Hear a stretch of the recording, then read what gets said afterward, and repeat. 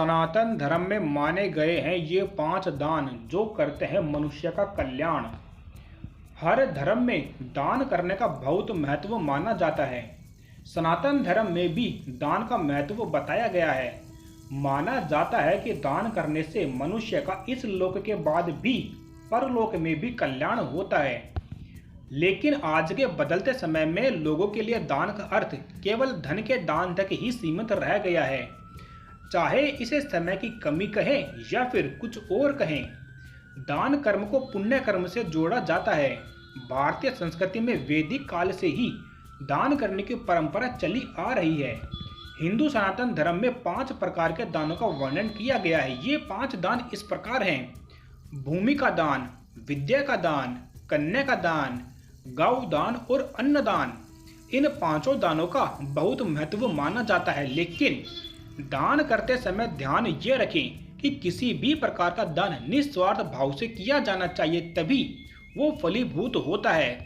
तो चलिए जानते हैं इन 5 दानों के महत्व के बारे में। सबसे पहले हम बात करते हैं भूमि के दान के बारे में। पहले के समय में राजाओं द्वारा योग्य और श्रेष्ठ लोगों को भूमि का दान किया जाता था। भगवान विष्णु ने बटुक ब्राह्मण का अवतार लेकर 3 पग में ही तीनों लोक नाप लिए थे। यदि सही प्रकार से इस दान को किया जाए तो इसका बहुत महत्व होता है। यदि आश्रम, विद्यालय, भवन, धर्मशाला, प्याऊ और गौशाला निर्माण के लिए भूमि का दान किया जाए तो बहुत ज्यादा श्रेष्ठ माना जाता है।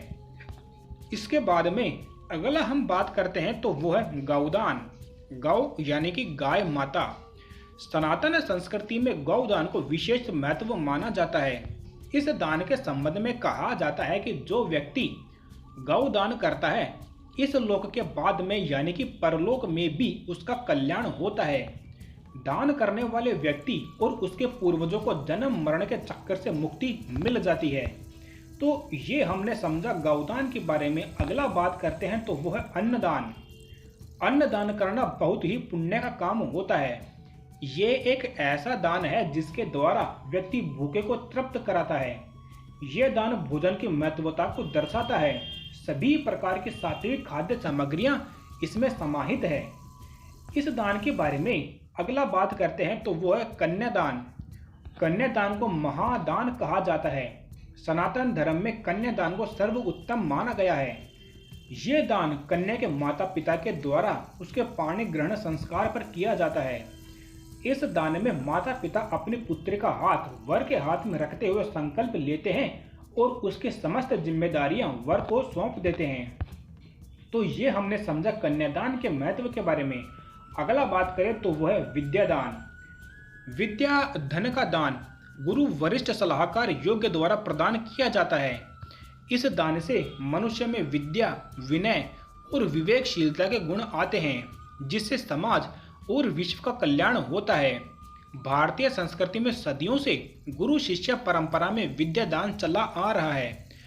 विद्या एक ऐसा धन है जो बांटने से और भी ज्यादा बढ़ता जाता है। तो हमने आज आपको बताया 5 प्रकार के दानों के बारे में, जो कि सनातन संस्कृति का एक अटूट हिस्सा है। तो आप भी इस प्रकार के दानों को करके अपने जीवन को सफल बना सकते हैं। इस चैनल पर हम ऐसे ही धर्म से संबंधित जानकारियां लाते रहते हैं।